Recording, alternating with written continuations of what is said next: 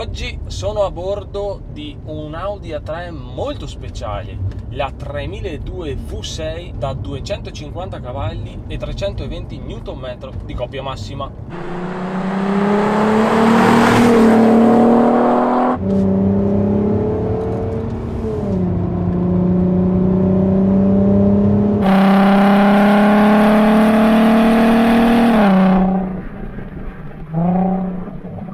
Questo propulsore è il VR6, è la prima volta che ne provo uno. Altamente compatto con angoli stretti tra le bancate, nato idealmente in Lancia e ripreso poi da Volkswagen. Se nei tradizionali V6 gli angoli vanno da 45 a 90 gradi, su questa si arriva a 15 gradi, unendo i pregi dei cilindri disposti in linea e a V.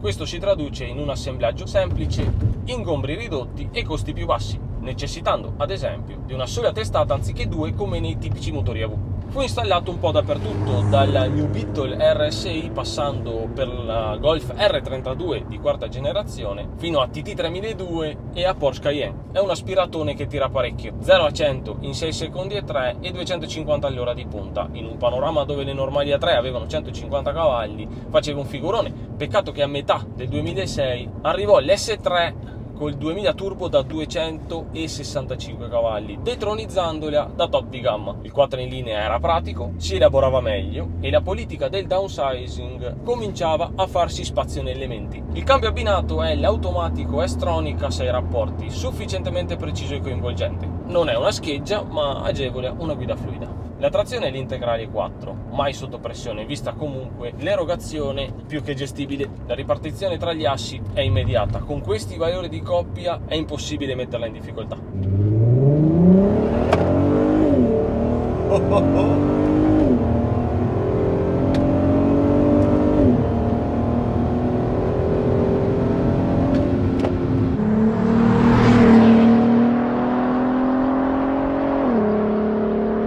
In sintesi, quello che si perde a livello di performance si guadagna con un sound coinvolgente, merito anche del terminale Ragazon, e con una guida fluida davvero piacevole in ogni condizione.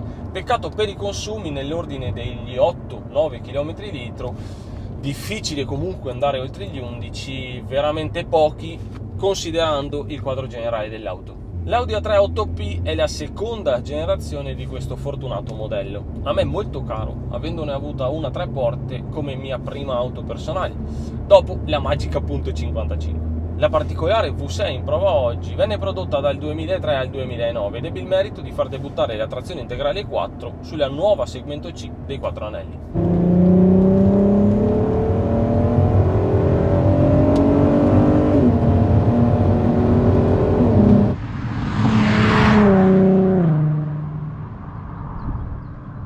Il design segnò un'epoca a dir poco dorata per la casa di Ingolstadt. Walter De Silva impostò uno stile che perfezionò le linee della serie precedente, l'8L, rendendo la 3 sempre sportiva anche nelle versioni semplici. Gruppi ottici aggressivi, calandra single frame e passaruota leggermente bombati, il tutto impreziosito dall'allestimento S-Line. È compatta, i volumi sono perfetti, non la cambierei di una virgola. Fiancata pulita, minigonna sportiva e posteriore rastremato a chiuderne la lunghezza in soli 4,3 m. Su quella che in prova oggi è stato installato da Karen Wheel l'assetto dell'RS3 8P, impianto frenante con pinze 6 pompanti all'anteriore con dischi da 350 mm e dei cerchi in lega Mach da 18 pollici. Disponibile sia a 3 che a 5 porte, è stata la regina incontrastata della propria fascia di mercato fino al 2013, quando venne sostituita dall'8V.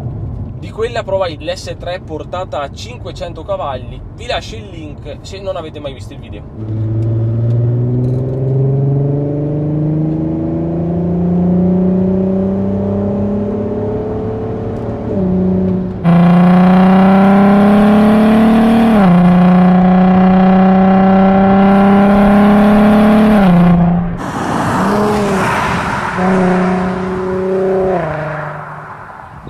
Il design è fedele a quello dell'intera gamma Audi. Lancia ampia e intuitiva, tasti fisici con un infotainment ancora analogico ma di assoluto livello. È una vettura azzeccata sotto ogni punto di vista e anche abbastanza spaziosa dietro. Ha saputo soddisfare praticamente chiunque se la sia messa in garage. Nel 2003 costava quasi 38.000 euro, non era buon mercato, mentre oggi l'usato parla di 8-9.000 euro per un modello con circa 200.000 km fino ai 13.000 per i fine serie che superano di poco i 100.000 km. Ad ogni modo, se piace, se ne trovano senza grossi problemi. L'unico vero problema è che per circa le stesse cifre si trovano anche le S3 che vanno come delle forsennate. Ad onor di cronaca, ve lo dovevo dire.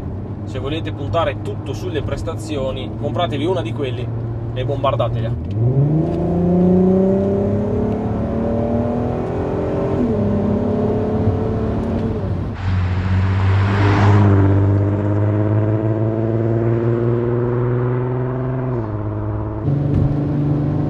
È inconfondibile.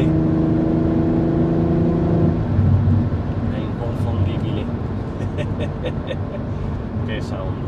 Riempie proprio l'abitacolo, è impossibile sentirla e non pensare immediatamente ad un propulsore di questi.